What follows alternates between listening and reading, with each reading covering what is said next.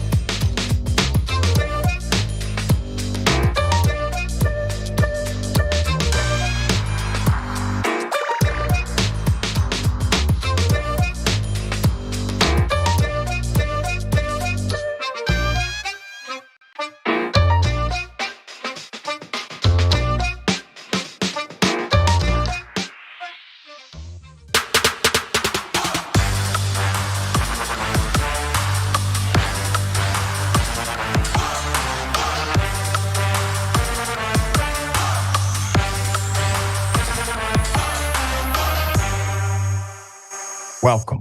It's indisputable. I'm your host, Rashad Richie. Good to be with you. We have a lot on the agenda today. Breaking down news of the day, none other than Mr. Michael Shure. Always fascinating to have his analysis. Top story of the day. Hell of a thing.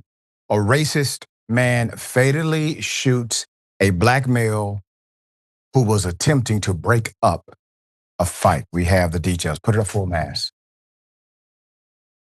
White male in Indiana.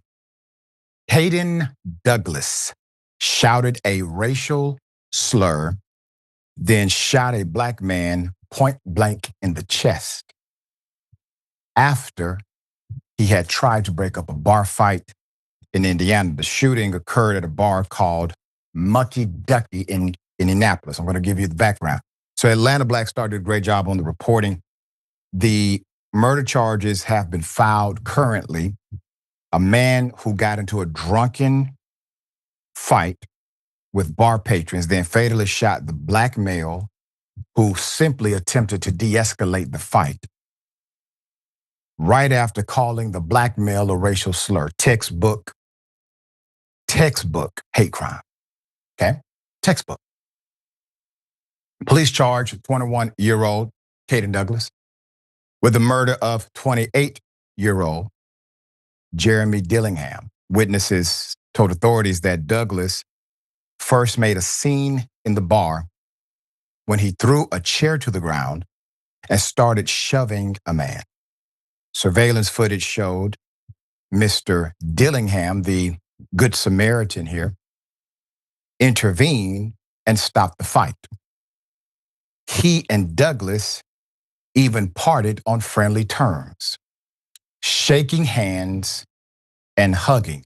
This is all in the video. Witnesses obviously testified to the facts, but all of this is in the video. You have a drunken individual. He's having a drunken night. Bartender probably should have cut him off earlier. He gets a chair, he throws it, creating a scene. There's a decent human being in that space, so decent that even though he's out having a good time, attempting to relax and unwind, balance his life, enjoy himself, he sees a person about to make a dramatic mistake.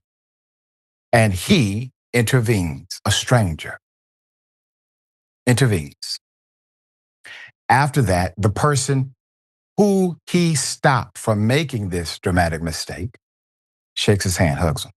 But then Douglas got into a rowdy dispute with the staff after they asked him about the tab at the bar. After launching a heated altercation with the waitress, Mr. Dillingham, once again, Good Samaritan, protected the waitress. Now, if he protected anybody else in the bar, why would he not protect a waitress? Of course he will. Unfortunately, he was the only one, it seems like. So Douglas was thrown out of the bar by a bouncer. A bartender told investigators that before he left, Douglas says, quote, "You are all dead men." Now, at that point, if that bouncer was a police officer in his full-time job and he was a bouncer in his part-time job, he would have had arrest powers to arrest the guy. I don't know if he had that authority or not. But I do know telling everyone you're all dead men, well, that's a terroristic threat, okay? At that point, that's an arrestable offense. He's already committed multiple crimes that he could have been arrested for prior to that, damage to property included. Then he walked to the car, so he's allowed to continue. He walked to the car where bar patrons heard him repeatedly say the N-word. A woman eventually confronted Douglas. They got into an argument. And she told the police she had to punch him. She said he then reached into his passenger side window while saying the B word, "I have something for you."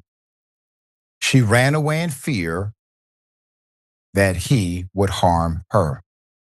Only minutes later did Dillingham left the bar. When Douglas saw him, witnesses say he shouted the N-word. He said, "N-word, come here." When Mr. Dillingham walked over to Douglas to the car, security footage showed him reaching into Douglas's car before he was shot in the chest. Douglas then sped off.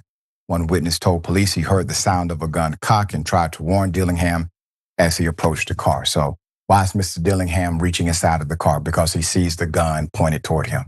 That's why. That's why he's reaching in the vehicle. He's trying to stop it rather than run away, because he knows if the man is conclusive in his decision to shoot him, he can't outrun a bullet. Put it at full mast. Bystander rendered medical aid to Mr. Dillingham. While waiting for medics to arrive, the 28-year-old was taken to a hospital where he was pronounced dead. Hearts and prayers with the family, friends of Mr. Dillingham. A SWAT team arrested Douglas at his home. He went home.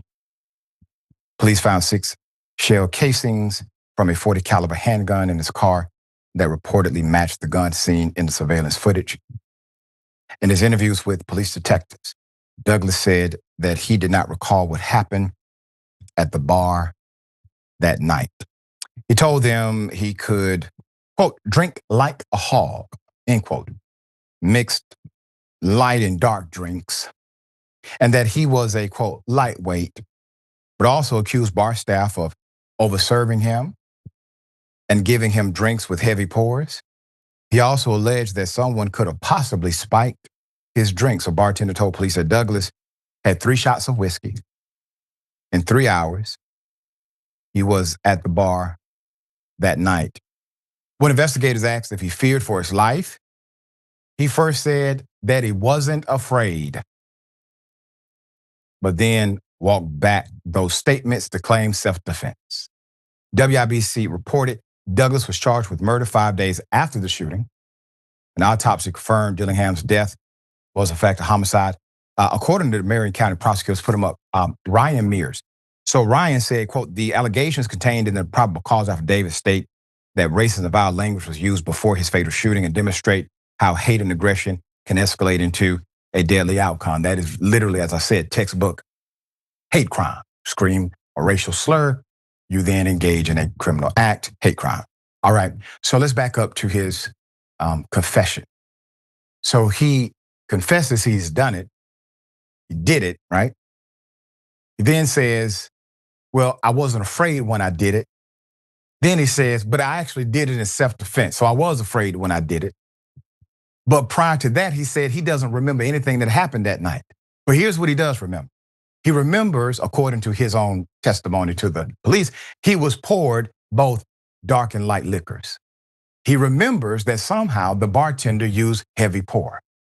He also remembers that he was either afraid or not afraid and acted in self-defense. But what part do you not remember? Because everything that's important to the case, you have full knowledge of. All right. Once again, we have a beautiful human being, dear brother, who was attempting to simply be who he is, a beautiful human being. And then we have a very adverse human being who decided to take his life. What say you? Yeah, it's, I mean, you talked, Dr. Ritchie, about it being textbook. What's also textbook is blame everybody else, right? Yeah. I mean, first of all, he drinks like a hog, is according to him. And then he calls himself a lightweight. So you can't be both. And yeah, that's another one. That just like contradicting himself. I took the time earlier to look up what a mucky duck was. And one of the definitions I came up with, I found, was that it is a evil and lecherous man is one of the things that I found for a mucky duck. And also somebody, the villain from the cartoon Darkwing Duck was called Muck Duck, and it was someone composed of trash and goo. So I guess he was in the right place that night. But absolutely, I mean, it continues textbook where he blames everybody else. Oh, maybe they overserved me. Maybe they spiked my drink. And that's what brought out the racist in me and the murderer in me. So it doesn't work that way. Yeah, it doesn't. No more than if he would have got a DUI that night or got into an accident that night and killed somebody. The fact that he was drinking would not have eliminated the charge of vehicular homicide. All right. Correct. Yep. All right. So I'm taking you to McDonald's. A McDonald's manager allegedly shoots a teen employee's mother. Pretty full mass. Very sad story. So 2 women are now facing felony charges for a shooting at a McDonald's in Illinois earlier this month. During that altercation, one of the women was shot in the leg. Put it up. The St. Clair County State's Attorney's Office charged Miss Kathy Bledsoe, 44 years of age, with aggravated unlawful use of a weapon, and Tanika McKenzie, 35, with aggravated battery and mob action after their alleged involvement in the shooting. So according to the local police, the Belleville Police Department news release on July 16th, Ms. Bledsoe, a manager, Ms. Bledsoe asked a teen female employee to take the trash to the dumpster. The employee allegedly refused to move the garbage and was told to clock out and go home by Bledsoe, the news release stated. The employee contacted her mother, Miss McKenzie. Miss McKenzie, who responded to the store with another young girl after causing a verbal disturbance in the McDonald's, McKenzie and the girl went behind the restaurant's front counter to the office area, the news release continued. Once in the office, McKenzie allegedly, quote, battered Miss Bledsoe in the face and head. During the altercation, Miss Bledsoe produced a handgun and shot McKenzie once in the leg, officials say. Bledsoe was taken into custody and McKenzie was transported for medical treatment. Bledsoe was released from the St. Clair County Jail on Monday, July 21st, the jail confirmed to USA Today. Here's a quote from the Belleville Police Department. So Belleville says, it is unfortunate that this incident occurred. It seems individuals are quick to resort to violence to resolve disputes without consideration of the impact the actions have on the community as a whole. This was an unnecessary incident that could have been mitigated without punches being thrown or a gun being used, end quote. They wrote this on Facebook, quote, Miss Bledsoe acted purely in self-defense after sustaining physical injuries at the hands of her attackers. She is now safe at home with her family where she belongs and denounces the violent acts that led to this incident. This is what Bledsoe's attorney told USA Today in a statement. Court officials said that McKenzie's charges have not been made public via the county and their online court database as of July 22nd. Bledsoe's preliminary hearing is scheduled for August 1st, according to court documents. There's going to be an interesting conclusion to this because if you charge them both, you have to charge them under some type of mutual combat scenario if you charge them both. If you charge one, let's say you charge the person who did not act in self-defense but was the aggressor, well, that means that the other person did act in self-defense, so those charges can't be affixed. That you create too much probability that the individual did not act out of good faith, which can be used in order to overcome any charge. So they may have messed this up in the beginning, is the point, the way the officers actually came in and decided not to investigate. As you see the story before this, it took them 5 days before they arrested a man that committed clear murder. It took them 5 days before they arrested a man that committed clear murder, okay?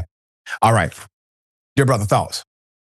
Yeah, I mean, what's different is that was so egregious and so obvious what happened at that bar where it took them 5 days to go get somebody who declared murder. As you just rightly said, this is a textbook in a different way. It's like law textbook. This is a really interesting case because who do you go after here? Who was in the wrong? I think it speaks, vitally a little more than the other case too, because what you're seeing here is, first of all, a young person who's working at McDonald's refusing to take out the garbage, of somebody older taking, what seems perhaps to be appropriate action, saying go home, but then the quick snap to violence that we have in our society now too is something that has to be contended with and is a big part of the story. There's so much going on in this story, which is why I say it's law textbook, because there's so much that can be looked at in this story and say, well, what is going wrong here? Why is this teenager not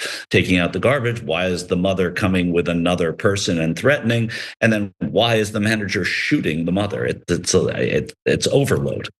Yeah, it's a lot. And I'm going to add another dynamic. Now, when we update the story, we'll talk more about where the criminal dynamic ends up going if they decide to charge one or the other. Yeah. But you can't miss this point. There's a cause and effect to everything. It doesn't mean it's justified. It just means there's a reason for the issue that you're dealing with. What's the reason? Well, it could also be that they don't have a lot of money. And it could be that telling the worker to go home, clock out, well, that's going to impact the household median income.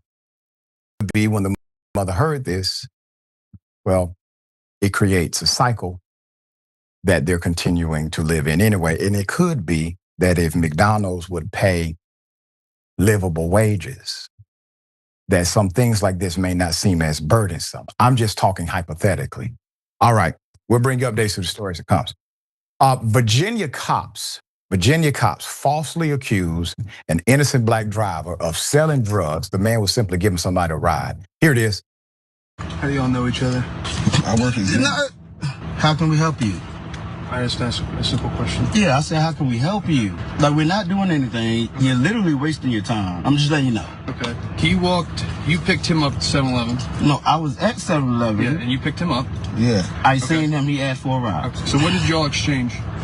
In exchange, then. Okay, You did give me something. Hold on, yeah. You put it in your left pocket. I did. You want to go in my left pocket? Well, yeah, go ahead. Yeah, go in my left pocket. Step out for me. No, I don't want to do that. Okay, well, you have to. Pennsylvania versus Mim says you have to. What do you suspect me of? Okay, what crime? Okay, I will explain that to you once you step out the car. Well, I don't want to get out. Then you'll just go to jail for obstruction. Well, I'm obstructing what? You got anything in your pockets? What was he digging in his back seat so much for? To get room for her. Making room so I could sit down. We only gave him money for the ride. Yeah, I gave him $10 for a ride. You did. You exchanged money. Okay, that's exchanging something. You guys dabbed up. Also, it's illegal to exchange something. Oh yeah, that's exchanging something. Yeah, and this is called driving. I have a license. What's your point? Put it at full mass. Virginia police forced a black man out of the car, accused him of selling drugs after he gave someone a ride.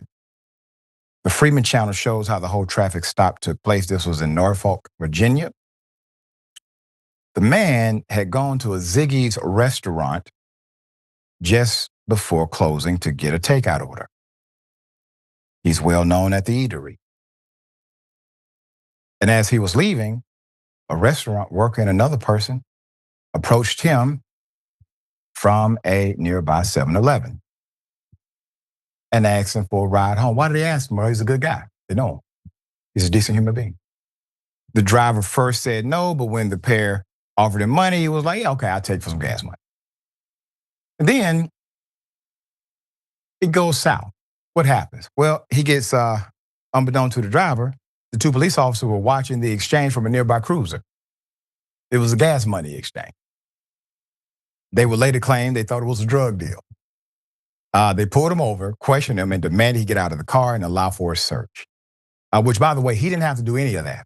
Okay? He didn't have to give them the rights to search him or rights to get out the car because the alleged belief that this was some kind of narcotics transaction did not create a situation where there's a warrant for their authority to search. So he has to give them authority to search, and they can bring a dog and a dog can catch on to something, then you'll have the authority to do so, but that did not happen. Both passengers told the cop that they had given money for the ride, which is what the driver was putting in his pocket. It's called money. Quote, we gave him $10 to give us a ride. You can hear the driver still outside the vehicle insisting to the cop and the passenger, they gave me $10. All of the stories align. One of the officer references the 1977 Supreme Court case, Pennsylvania versus Mims. We've talked about that case before. As justification for ordering the driver out of the car. The ruling allows police to order a driver out of a car during a traffic stop to conduct a pat-down if they fear for their safety only.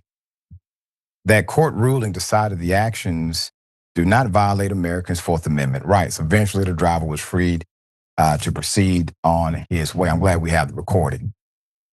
So first of all, this is, in my opinion, a clear violation of not only protocol for how reasonable suspicion. We ain't even at probable cause. You're at reasonable suspicion. You don't even have reasonable suspicion. You see somebody hand somebody money. If that was reasonable suspicion, every single one of us could be detained and questioned by law enforcement. Who hasn't handed somebody money or received money from another human being? So it's not reasonable suspicion. There is no probable cause. He has no evidence directing fact. And then he decides to basically threaten the man to give up his right not to be searched with arrest. Man says, I don't want to get out the car. I don't want to go through this. Well, I'm going to arrest you for obstruction of justice. So now you get a charge for adequately stating your constitutional right because you have no reasonable suspicion. Not reasonable, it can't be suspicion. It has to be a reasonable suspicion. All right, Michael, I know you follow these kind of cases a lot, dear brother. You go and you dissect them. Handing somebody money, you don't even have the prerequisite of a known drug area to go.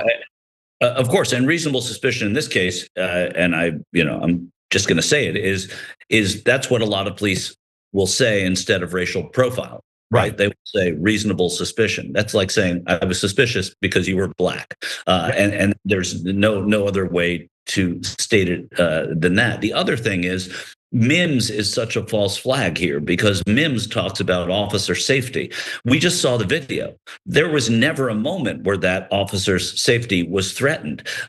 Ordering him out of the car, his safety wasn't threatened. If he were to interpret that the man did not want to reach into his own pocket because he thought that maybe his own safety would be imperiled by it, not the officer's safety, then that's one thing. He could have, in a way, invoked some sort of Mims case. But Mims says that the officer's safety has to be in some kind of peril. And that didn't happen here at all. So it's just fishing for things because they made a mistake and they knew that they pulled this man over and racially profiled him.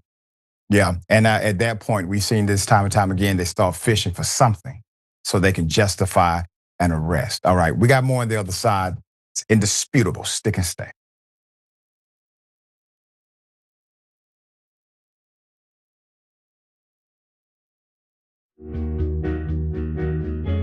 Our audience has given us everything, so we couldn't be more connected. When we first started, people would start giving us directions and say, okay, the mics are too large, move them. Turn them into lav mics. I mean, they were incredible. And then one guy walked in and gave us a really expensive switcher and said, you guys need this, and walked out. Okay, it's amazing. They helped us build a studio. They did a $2 million funding campaign for us. And so they really are us. We do this show together to the point where some of our hosts are even former listeners. So when we say that the audience is part of TYT, we really mean it. I think what the audience also appreciates is especially if they're members, they really get an inside look into who we are, our personal lives, what drives and motivates us. It goes beyond just storytelling. I think that what we do is allow our viewers and our listeners into our daily lives, and we give them kind of like this inside look into everything that we're passionate about and why it is that we're doing what we're doing, right? Like the motivation behind what we're doing, I think is important for our audience to know, and we're not shy about sharing that with them. And it's different from what people typically see in legacy media outlets where everything is kind of dry and robotic and there's really no personality or authenticity that comes along with it. Oftentimes when we're doing the show, I don't really think of it as me telling them stories. I think of it as us having a mutual respect and conversation with one another. And as I said earlier, I mean, not only do I feel that through the work I do, I'm informing our audience, but they inform me oftentimes as well. You know, they'll pitch stories to us. They'll tell us, you know, a certain perspective or angle to a story that we might have missed. And I love it. You're about to watch some behind the scenes footage of the Young Turks. Ooh. Now, these are partial videos. If you want to get all of them, you become a member, go to tyt.com/join, and you'll get all the behind the scenes of me, Anna, John, JR, a little bit reality show like. tyt.com/join and enjoy this. You know what you're seeing behind me? Jersey, hold. Watch me flip this camera. However I flip it. Do I flip it like this? No, I just took a picture. I'm bitsing right now. What?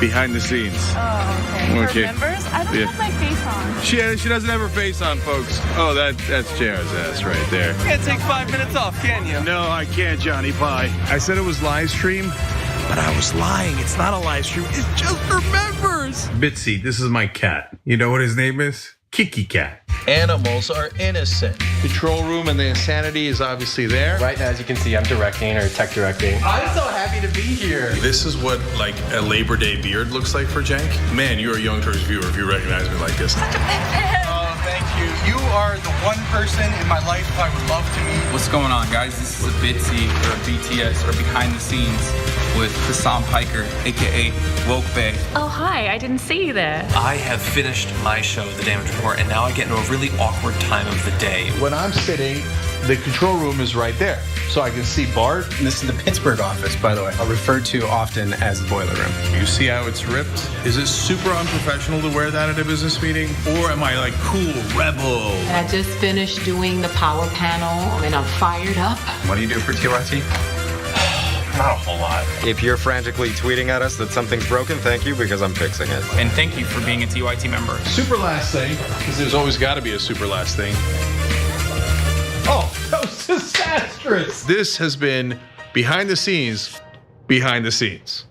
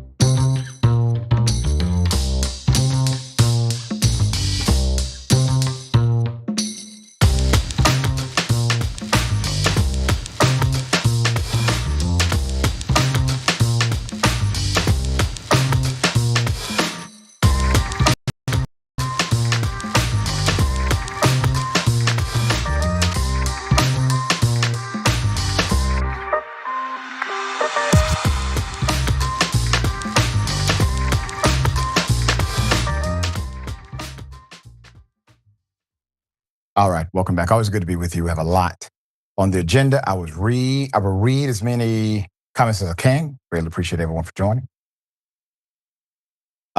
Winter Scoop says, if you know that you are going to do something that removes your right mind, it's still your responsibility to not bring a gun with you when you are right-minded. Yeah, so yeah, the defense of I was drinking prior to doing it doesn't count because you you have responsibility before while you were sober. And Busy B, hello everyone, getting ready for work, but I'll be listening. Thanks so much, Busy B. We appreciate you. And Taylor Shelton, hello everybody. I hope that everyone is having a happy Wednesday. Happy Wednesday to you and everybody else. All right, got something for you. Ladies and gentlemen, I wish a Karen would. You want to call the police on them for having a barbecue on a Sunday. I feel free! Back off! I'm going to tell them there's an African-American man threatening my life. Go to the top shop with me because I pay full price. Should I pay for my stuff? I probably pay above full price because people like her steal. People like her? Tired of it. She's so funny. We're laughing at She says she's from Africa. She has a blue flowy dress on, a headscarf that is gray with gold embellishment. There's a gal next to her. Wow. Brown dress Wow. with a Wow. black Wow. dress. Wow. Wow. Wow. Wow. Wow. Did you see? I saw you stealing the store. Oh my goodness. Why don't you I would tell the say manager? she's black. Why don't you tell the manager? If you saw me, please. Because you jump in your car and take off. Let's go. Okay, let's go talk to the manager then. You say you steal. We don't come together as a community. We can't take care of each other. Just because she's wearing this dress doesn't mean she stole. I saw her steal. Then why don't you report her? Because if I walk away from you two, you're going to jump in your vehicle and take off where you really need to. I don't even know her. I don't even know her. Just like I don't need. Why are you here making videos of me? I want to protect my sister. You don't know her, but it's your sister. Yeah, she's my sister in Islam. So okay. So let me get this right. You're not an employee. Right. So did you alert an employee? Let me ask you this, Miss Karen.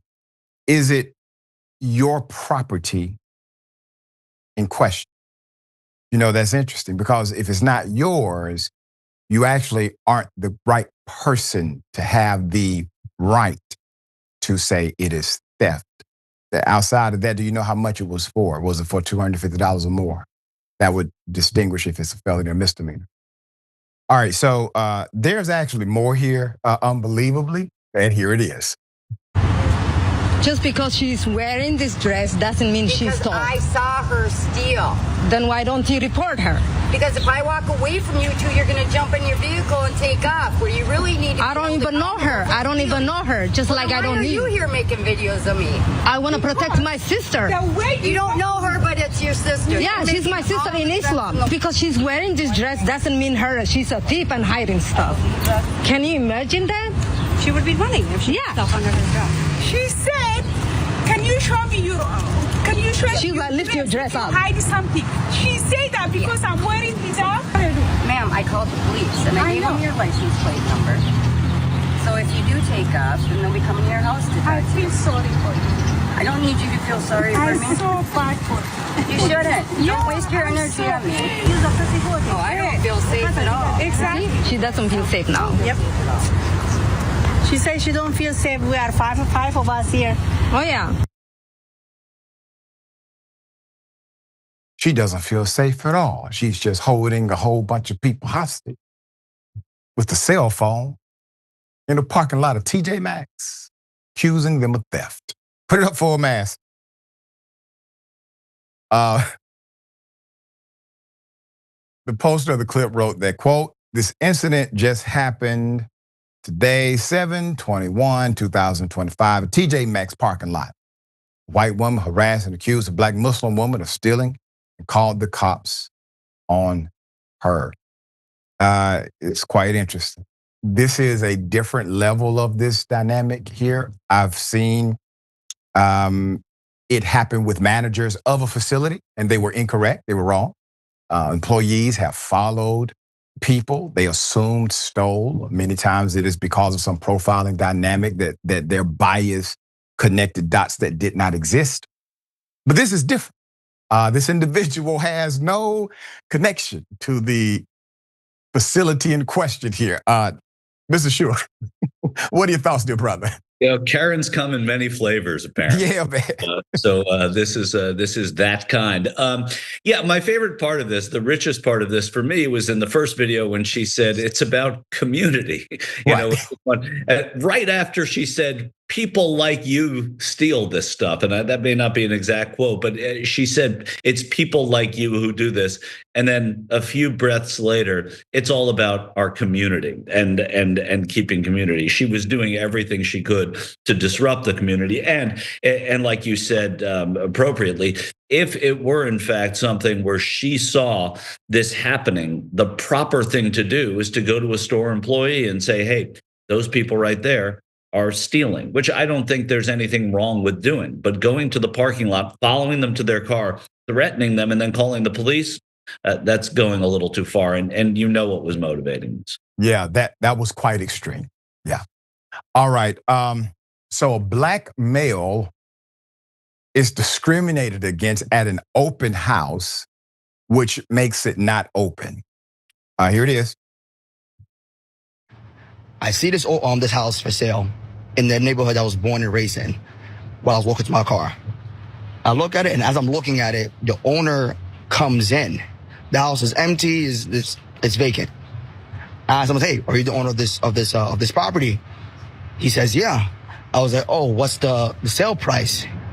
He looks at me and says, $17.99. And I'm like, okay, but what's the real sale price? And he just looked at me like blankly. Then another black gentleman pulls up in his very nice car.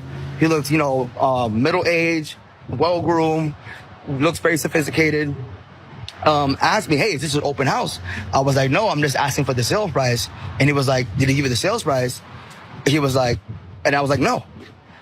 So then he asked the owner from his car, was like, hey, what's the sale price? The owner looks at him blankly, just stares at him. So then now we look at each other like, okay, what's going on? So the gentleman asked him again, hey, what's the sale price? Like, we're in, is it an open house? The dude's just not answering. We look at each other, and at the same time, we both said, we know what it is. They don't even want to sell to us, even if we have the money. Okay, that's how gentrification works. They don't want to sell to us in a neighborhood that's dominantly black, even if we're born and raised here, even if we have the money. I just checked the listing. I saw the price. The owner of the house told me there is no open house.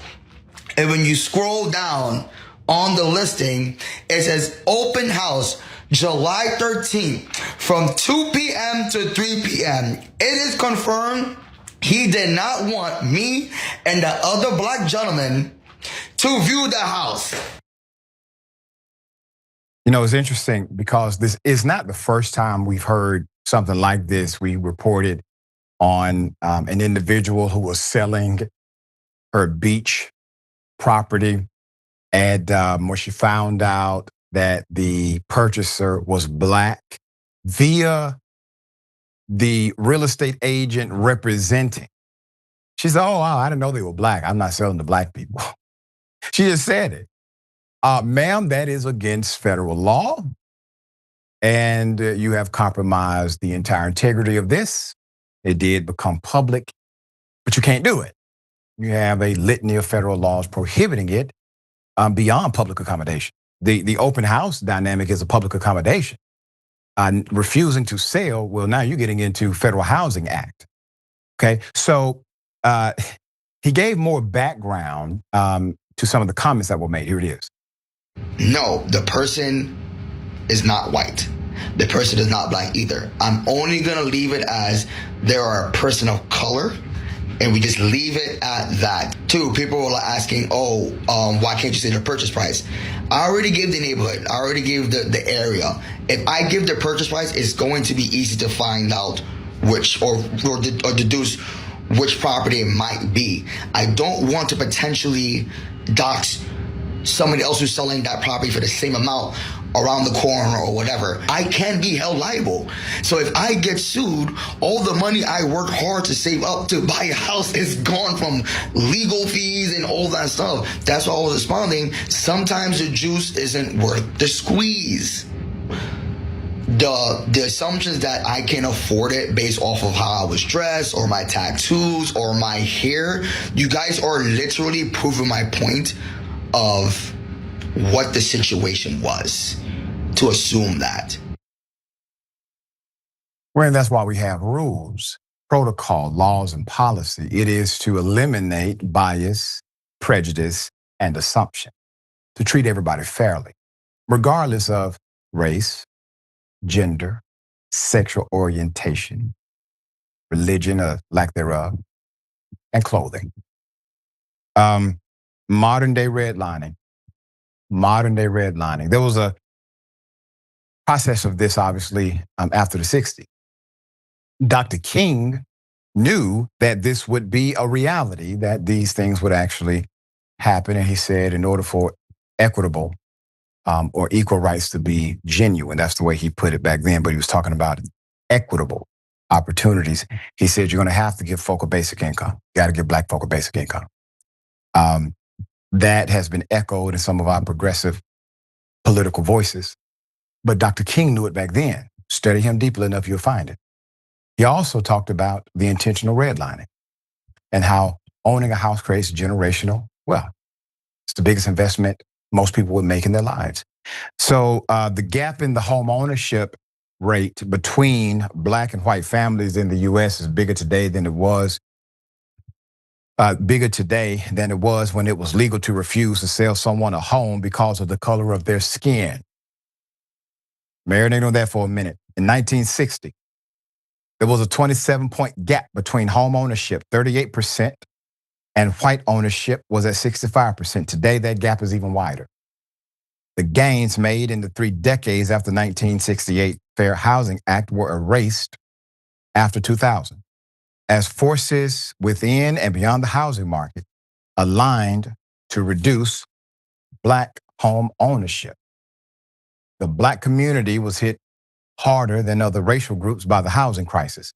So black home buyers bought homes at the peak of the bubble at higher rates than white and Asian home buyers, and were disproportionately the victims of predators who offered subprime loans even to those who qualify for prime loans.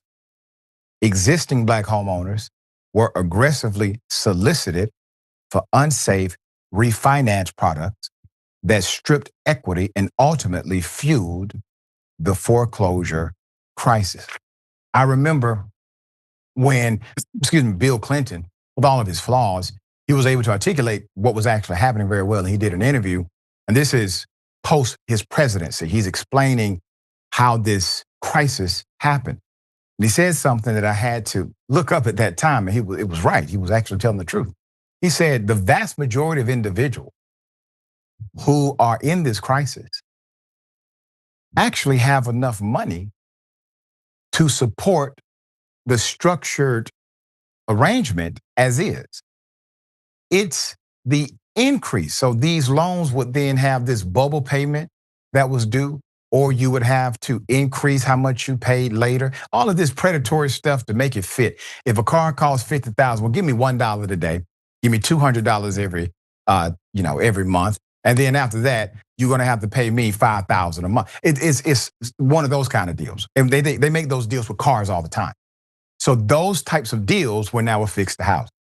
And when those big payments came up, individuals were not able to afford it. But they knew that. They knew they didn't have the income to bear it. On average, black families did not benefit as much as white families from the economic recovery since the housing market crashed in 2008. From the economic recovery, since from the economic recovery since the housing market crashed in 2008. As a result, the black home ownership rate dropped more than 2%. Okay, 2 percentage points from 2000 to 2010, slid another 5 points after 2010. And the decline of black home ownership threatens to exacerbate racial inequality for decades to come. Home ownership remains the principal way most families build wealth in the United States of America. In New York in particular, go to New York City, segregation remains potent. So despite the popular characterization of New York as a melting pot, many neighborhoods in the city for years have seen little racial or ethnic diversity and are dominated by one or another of the majority race ethnicity groups. The 2010 census data at the block level showed that these residential patterns continue. The general spatial contours of segregation remain intact. For example, of the almost 29,500 census blocks in the city with populations greater than 0 in 2000 or 2010, 85% of them, which is 24,997, had the same predominant racial ethnic population, plurality group, in 2010 as they did in 2000. So things are very stagnant. This is a microcosm experience, but it alludes to a macrocosm dynamic. It became more sophisticated. That's what happened. It became more sophisticated. So it's all right, yeah, we'll make it legal for you to purchase. We will simply make it culturally damn near impossible for you to qualify. Then if we make it possible for you to qualify, we will make it damn near impossible for you to ever finish this refi or this finance. And then we'll give you a refi that's impossible for you to do. All right, thoughts there, brother.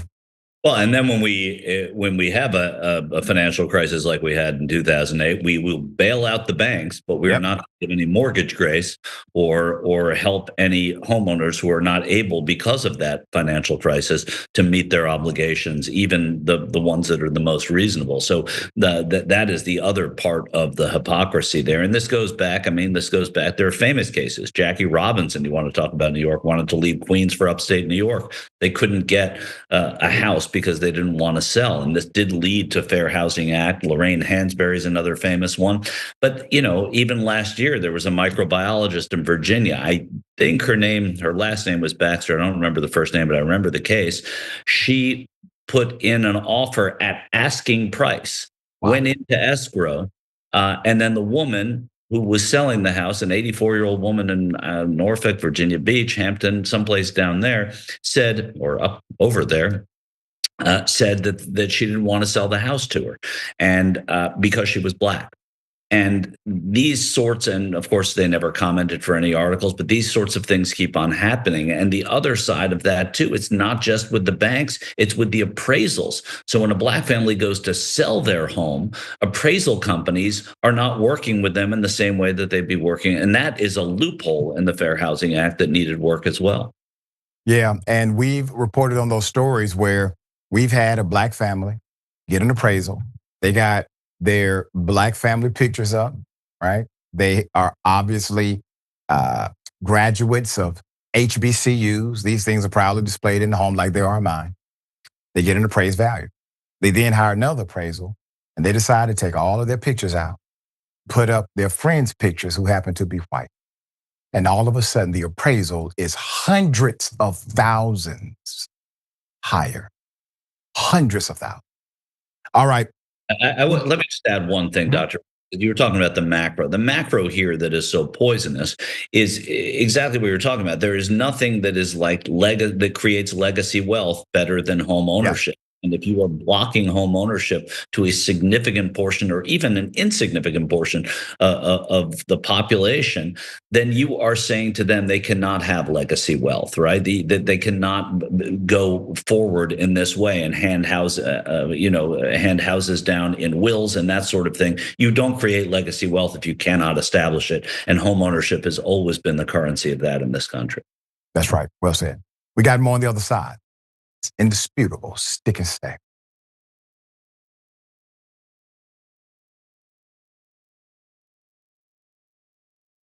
Every day, the Young Turks delivers 2 hours of solid, fact-based, timely news and progressive commentary on all the day's most important stories. We keep our viewers informed while also providing perspective and insight on the news we cover, so you understand not only what's happening, but also what's happening behind the scenes, the stories behind the stories. We play musical chairs and put these children in one awful detention facility to the next. That's what's happening at the border.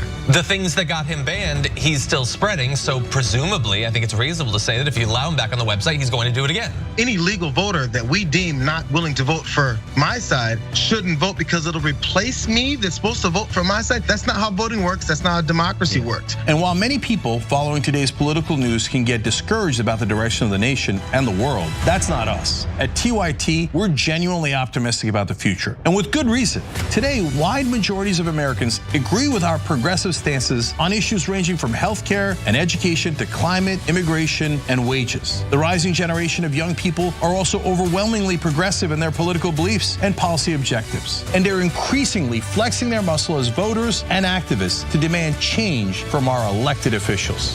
The traditional mainstream media is mostly AWOL. They, along with the government and many other cherished institutions, have been captured by corporate interests. Audiences sense that they're not getting the whole story or even the truth from once trusted outlets, whether broadcast and cable TV news networks or national newspapers and magazines. The antidote is the Young Turks. Unlike mainstream corporate outlets, we're not beholden to corporate advertisers, to defense contractors, to Wall Street, or to Big Pharma, and we don't carry water for the Republican or Democratic parties. So watch us Monday to Friday at 6 p.m. Eastern, 3 p.m. Pacific, and join the thousands of progressives around the globe who tune in every day for TYT's unmatched, award-winning content and see what it's like to experience a news organization that only answers to you.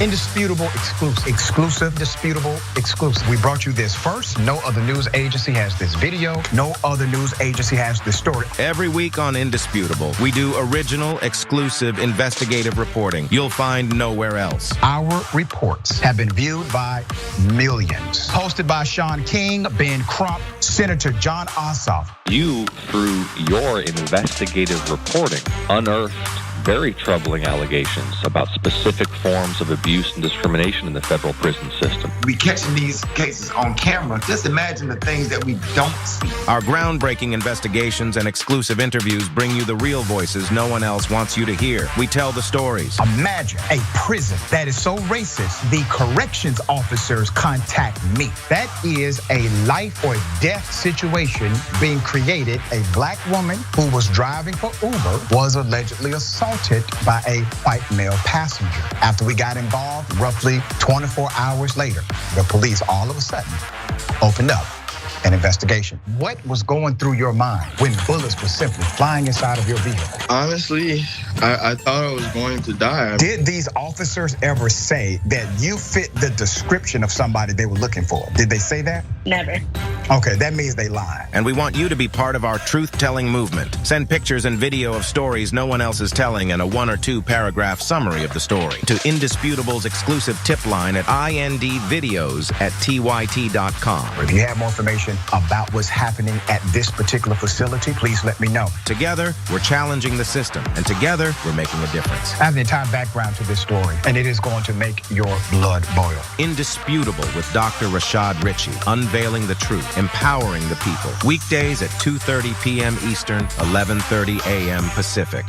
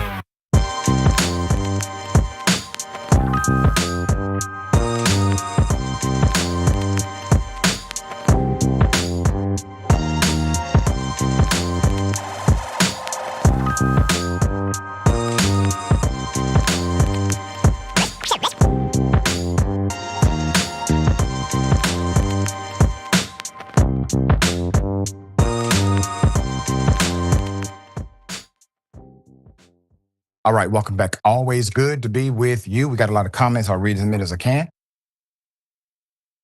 Andrew Martinez, she hired herself as a loss prevention person for TJ Maxx. She sure did. Absolutely. Yep. Volunteered for the position. And Embedded Dude, is stupidity a valid defense? And Dex says, Doc, can parking lot Karens be sued for slander? Yes, of course they can. Yeah. You say something you represent it as fact, represent it as truth, happens to not be, and it's slanderous. It harms the person's credibility, reputation, ability to do business, tortures interference with business protocol, all of that. Yeah. There's no immunity in the parking lot, put it that way. Ironically, the one place where immunity is at the well. So when a member of Congress says something that is untrue, well, they have complete immunity. They have to say it in Congress. Also, Dr. Ritchie, isn't it if filing, not that there was a police report filed, but calling the police and fabricating a story to the police is also, Yes. And that, thank you for bringing that out. It's so not prosecuted, especially when Karens do it. You forget that they can actually be prosecuted for filing a false police report. Right. All right, and I do one more. I think this is C-Narc Burgess. The more things change, the more they stay the same. Damn shame about it. It's very sad. Okay. All right. We have some breaking news and an update to a story we have been talking about. The Department of Justice says they are considering prosecuting former President Barack Obama. Here it is. Do you believe that any of this new information implicates former President Obama in criminal behavior? We have referred and will continue to refer all of these documents to the Department of Justice and the FBI to investigate the criminal implications of this. For even former President Obama? Correct. The evidence that we have found and that we have released directly point to President Obama leading the manufacturing of this intelligence assessment. There are multiple pieces of evidence and intelligence that confirm that fact. The president yesterday, you've inferred that the former president helped lead a coup. Based on what you now see, do you believe President Obama is guilty of treason? I'm leaving the criminal charges to the Department of Justice. I am not an attorney. The expressed intent and what followed afterward can only be described as a years-long coup and a treasonous conspiracy against the American people. She is the director of National Intelligence, DNI, centralized institutional authority for all intelligence agencies out of the United States of America. Significant amount of power. Put it at full mass. Do you remember this? This is what Trump decided to post on his Truth Social site. Of course, it's fake and phony like he is, but he's putting in the mindset of his followers and those that like this kind of stuff, what's coming next. It also gives him credibility that he's the one behind it. You understand? He needs you to know that this is not really Tulsi Gabbard. This isn't really the Department of Justice. It's me. That's what he's saying to you. So he does this picture prior, he does this post. Then all of a sudden there's this press conference. But what happened prior to all of this? A reporter asked Trump, are you in the Epstein files? That happened just a few days ago. Trump did not say no. He said, oh, they were made up by who? Obama.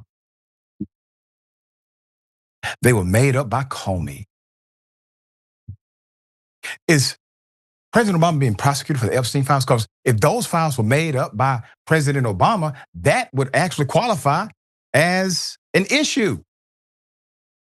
You got a whole human being who's dead over that, called Epstein. So if that's made up, as you say, Trump, why isn't that being investigated? I hope everybody sees this. I really hope MAGA has seen through Trump enough not to fall for this. And this is why it's so dangerous to go with somebody just because they're the rah-rah person for your particular point of advocacy, but violate all these other points of advocacy at the same time that you said you believed in. Now, Republicans gave up a whole lot of their policy platform. They said, well, we're not going to talk about the budget anymore. That's gone to hell. Trump did that. So we won't make it about money. But we're going to never talk about being moral and ethical again because, well, Trump did that. We're going to take that out now. And Trump did some things they wanted, like the immigration stuff, all right, appealed to their bigoted natures. And so now you have an individual who did all of that in order to always have a crowd that would accept his red meat. He did not train individuals to love policies. He trained them to love red meat. And now he is in the middle of a crisis himself. It must be something serious in those files. Serious. To where he is manipulating his Department of National Intelligence to have them manipulate the Department of Justice. Can I ask one question? Why is it that the Department of Justice, who actually has authority to investigate things like this, why are they not leading the investigation? Why would the Director of National Intelligence be in charge of an investigation like this? And it shows you they're not the proper authority to even investigate. Why? Because she can't do a damn thing about it. She has to send it over to the Department of Justice in order for them to do something about it. Why didn't the DOJ investigate? Pitiful, man. So days after Trump shared a video of President Obama getting arrested, fake, phony, AI generated, Director of National Intelligence Tulsi Gabbard confirmed that the Trump administration is considering pursuing criminal charges against former President Barack Obama during a White House press secretary briefing on Wednesday. President Obama, July 22nd, said he stood by the U.S. intelligence community's conclusion that Russia had influenced the 2016 election. Obama's office dismissed the claims as another example of the constant nonsense misinformation that emanates out of that White House. You know, last time I checked, men and women, we weren't arrested for opinions here. Even if that is an opinion held by the former president. That opinion, ironically, doesn't say Trump, it says election. There's actually information on record since the 1960s that Russia has interfered with American elections at various levels, including propaganda that was KKK oriented, not because they supported the KKK, but because they wanted to create disruption in the American political structure. That's on record. All right, dear brother, thoughts here. Well, I mean, they wanted to create obstruction, and clearly what this White House and this cabinet want to do is create a lot of distraction as well from the Epstein case. And you see it as Speaker Johnson is sending home the House today when they were supposed to be working through the week and next week because they don't want to have a hearing on Jeffrey Epstein. Now you have DNI coming in and doing that. And who are they handing this off to? When they hand it off to the Justice Department, they're handing it off to Pam Bondi, right? So the fix is in on this. What the reporting that I've read on this says is that this document that Gabbard is referring to is a document that came out of a House Intelligence Committee report in 2017. Remember, even though the House may have been a Democratic House at that point, the House was a Republican House. The president may have been a Democrat.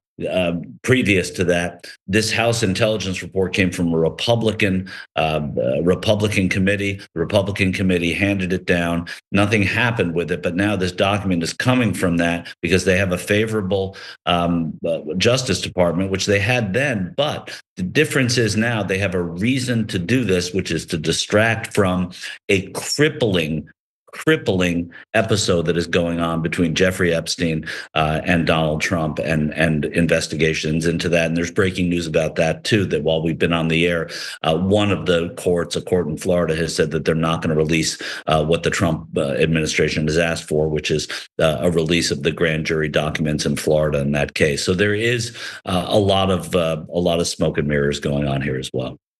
And it's so clear that Trump is manipulating almost everything he can, not for the benefit of the American people, not for the benefit of truth, not for the benefit of transparency, but for the benefit of protecting himself. He has still not said he is not in the Epstein files after that question was posed. He has not said that. All right, we got more on the other side. It's indisputable, stick and stay.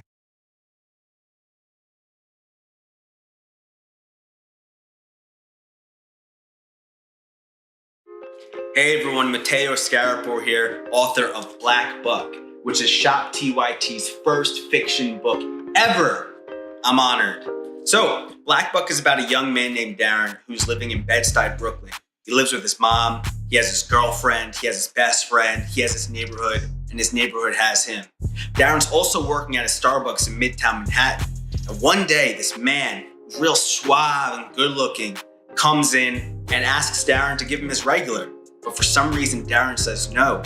This man named Rhett Daniels, who's the CEO of a startup called Someone, located on the 36th floor of the same building, is impressed. And he invites Darren upstairs, and then he extends an offer to join his elite sales team. Darren reluctantly joins, and he soon realizes that he's not the only black salesperson there. He's the only black person in the entire company. So he goes through hell and back in order to make it to the top. And once there, he has status, money, power, but he says, you know what? I don't like being the token black guy. So he hatches a plan to help other people of color infiltrate America's tech startup sales teams, redefining what it means to be a minority in the workplace. This book definitely, if you couldn't tell, touches on many things that are relevant to this moment that we're all living in right now. But it's also connected to the many moments in history that have come before today. I hope that you read it. I hope that you enjoy it. And if you want to order a copy, go to shoptyt.com. Thank you, be well, and happy 2021. Here's the inside scoop on diners in LA. You want good pastrami sandwich, you go to Factors. You want to see some people in the business, you go to Nate and Al's. You want the best variety? My secret spot's the Nosh. Now here's the inside scoop on politics and news. You go watch the Young Turks live every day at 6 o'clock Eastern.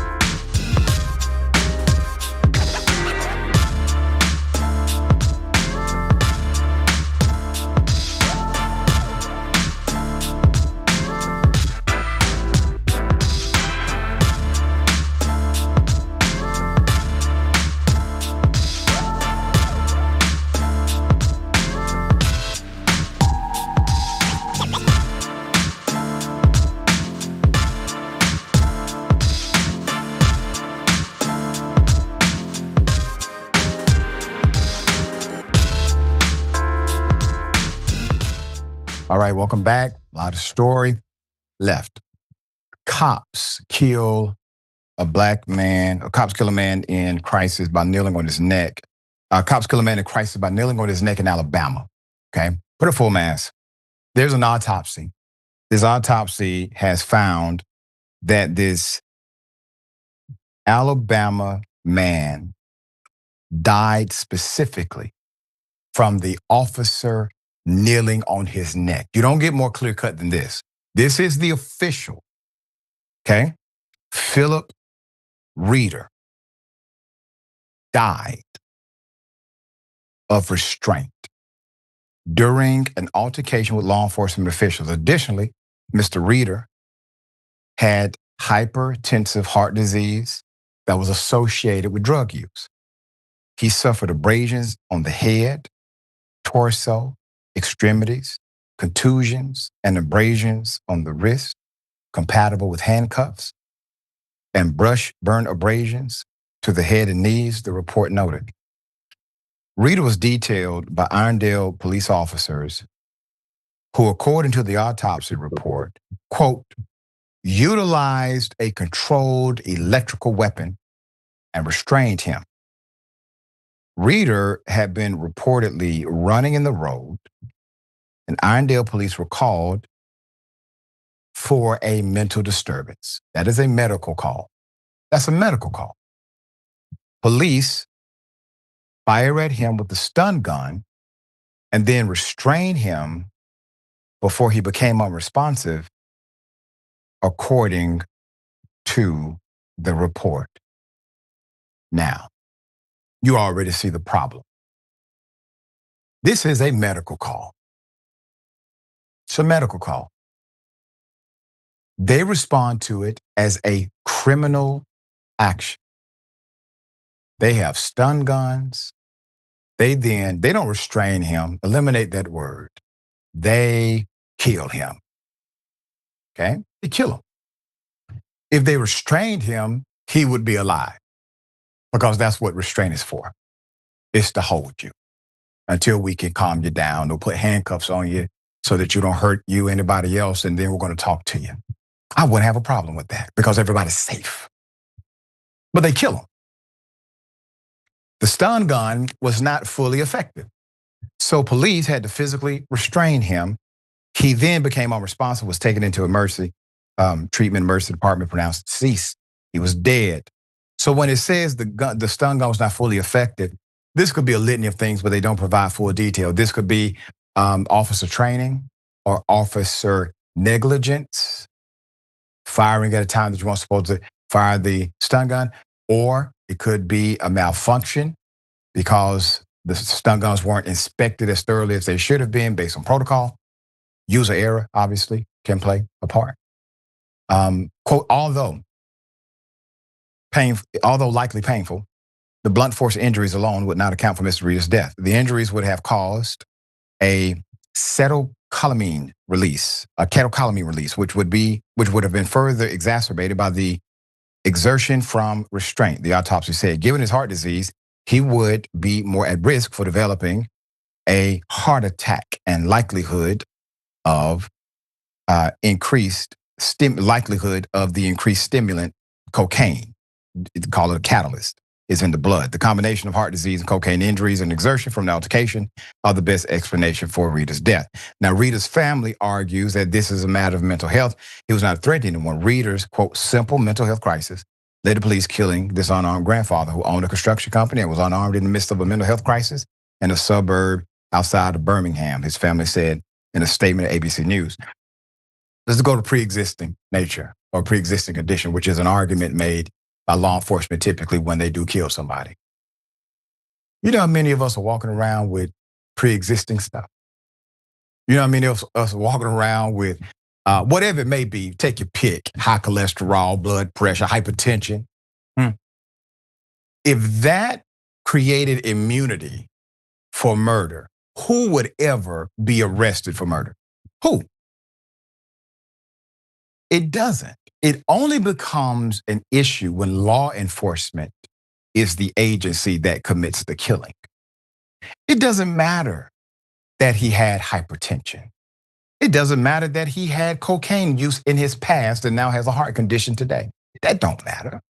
What matters is the but-for dynamic that took place was the police restraint. That's the part that killed him. Period. If he got into a car accident because of a negligent driver and died from that accident because the driver killed him and he had a heart attack due to his pre-existing condition, do you think the driver avoids an arrest? No. It is still vehicular homicide. It could also be involuntary manslaughter. Or if you were extremely negligent, well, that's just going to be, well, you just murdered somebody. You killed somebody. You just didn't premeditate it. So you get murder one. All right. My dear brother, thoughts here? Yeah, again, this is, first of all, it's progress that the even a medical examiner in Alabama is going against what the police are saying and saying that this is a homicide. And what this will lead to, the police in Irondale, Alabama, where this happened, are denying all the claims. They're saying that he was a danger to the community, danger to himself. And they also say that he was imposing a danger to himself and others. They denied that a knee was used as restraint, even as he was resisting what was going on. If he was mentally disturbed at the time, he would resist. But the knee that they deny seems to be refuted in the video that was seen by the family and the lawyers. So it seems like this is a cut and dry case if, in fact, that video is accurate. But the notion even that an Alabama medical examiner would go against what the police would want, that's impressive in and of itself. We're going to bring you updates on this story as they come. Very sad heart prayers and condolences to the family. All right. So the police, the cops, they decide to handcuff a black dad in front of his kids over an insurance card. Here it is. Report on my phone, bro. Hey, what are you doing? All right, this is what you want to do? You want to grab me tight. Ooh, I like this. Lawsuits is good, bro. I don't got no record, bro. I don't got nothing. What you doing is just, what you doing? This a traffic stop. What you doing? It's a traffic stop. I don't have no record. I've never been in trouble. No type of nothing. You doing all this for nothing. You doing all this for nothing. You got my kids outside. You got my kids outside. No, where's the white, sir? You can't put me in the car. Where's your supervisor? I'm 30 years old. I'm not a little boy. No.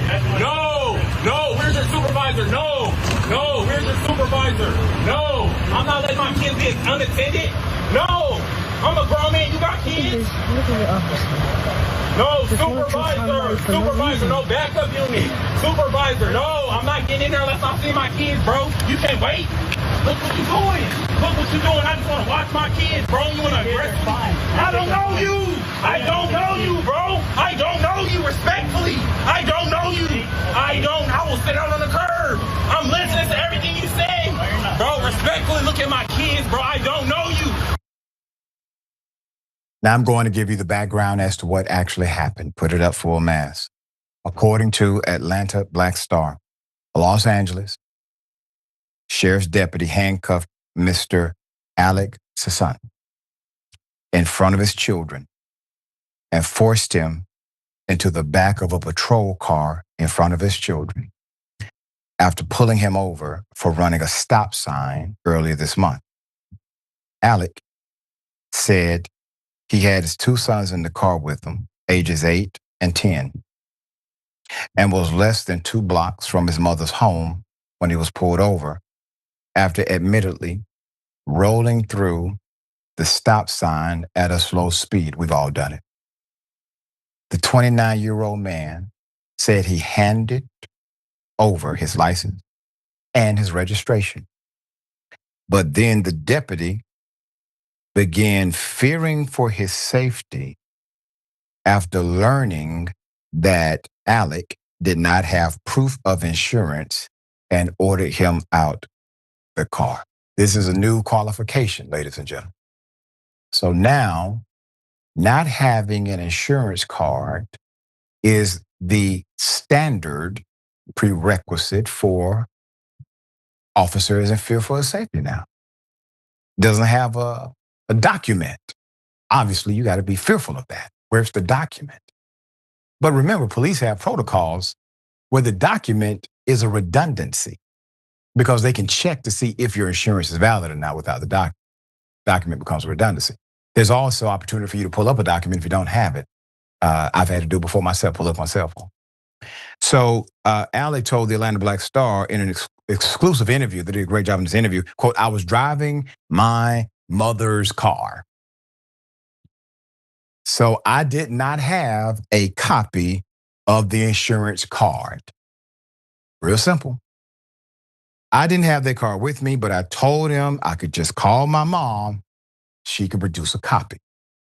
But he told me, turn the car off, roll down my windows and step out of the car. Now, all of us we're reasonable, right? Okay, the guy's, his license is fine, registration, okay. So you don't have an insurance card. There's a few options here, especially to a trained investigator like a cop. One, we'll go ahead and let your mother come here to produce the insurance card. Two, she can take a screenshot of it, send it to you, and I can verify. Three, I can go ahead and call dispatch and verify, because right now you haven't committed anything. You've done nothing. So, let's operate in good faith here. Okay, if the car has insurance, you're fine. Once he was handcuffed and placed in the back of the car, the patrol car, the deputy then used his flashlight to search under the seats of his car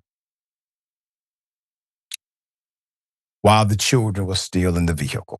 The deputy, whose name is Guerrero, tried to justify his actions by citing United States Supreme Court case law. The 1977, here we go again. What is it? Pennsylvania versus Mims. I mean, is this a national training they're taking now? Because every cop knows that one case. They don't know anything else about the law, but they know that one law to get them to do things in violation of your civil rights in the name of protecting themselves. So he cites that Supreme Court ruling again, which is completely incorrect in how he's executing it. And he says law enforcement has to have the right to ask drivers step out of their cars during traffic stop for officer safety. Now, Pennsylvania versus Mims allows law enforcement officers to ask drivers to step out of the car under the guise of safety. In addition to the stop sign infraction, the deputy claimed the father had no proof of insurance, which is considered a traffic infraction in California. It's not even considered a crime. It's not a misdemeanor. That's according to a California law firm, which states the following on its website. Driving without insurance is more of a regulatory violation than an actual crime, and as such is an infraction and not a misdemeanor. You don't even have a prerequisite of a crime here. The California Commission on Peace Officer Status and Training, the agency that certifies law enforcement officers in the Go to State, describes reasonable suspicion as follows. Quote, reasonable suspicion is the standard used to justify detention or restraint.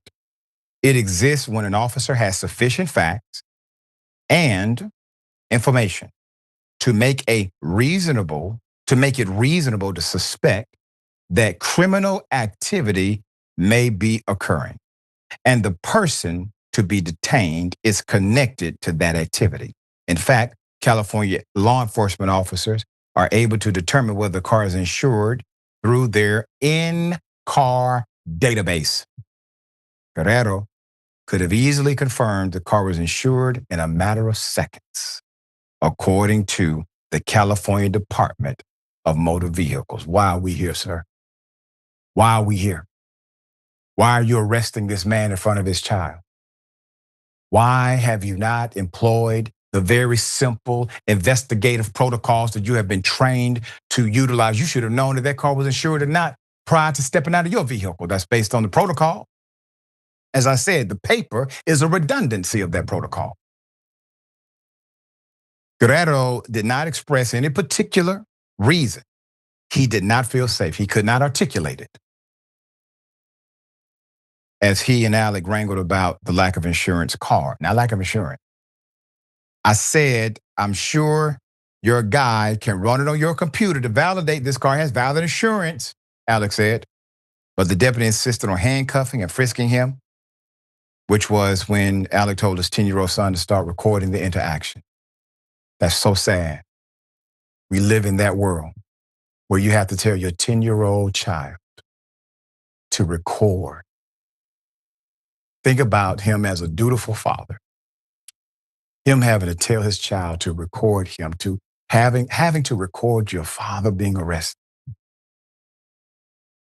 And your father being the one to tell you, you have to do this to protect us. Alec, who lives in Nevada, but has been staying with his mother in California to help her because she has fallen ill, has a driver's license out of Nevada, and also a concealed weapons permit. Although he was not carrying at the time, he informed the deputy of his concealed weapons permit as he was handcuffed in hopes the deputy would recognize he was a law-abiding citizen, since in Nevada, you have to undergo a background check to obtain a concealed weapons permit. But the deputy simply escalated the traffic stop, calling for backup because he did not run the license tag to check the insurance, resulting in at least 4 more patrol cars pulling up to the scene, scaring the hell out of these children. Alex says arriving deputies falsely accused him of having a suspended driver's license out of California, and also threatened to tow his car and have his children taken by state protective agents. Fortunately, his son had called his father's wife, who called his mother, who arrived with the damn insurance card. Man, you got some smart children, brother. You have raised them very well, very well. That was when they released him.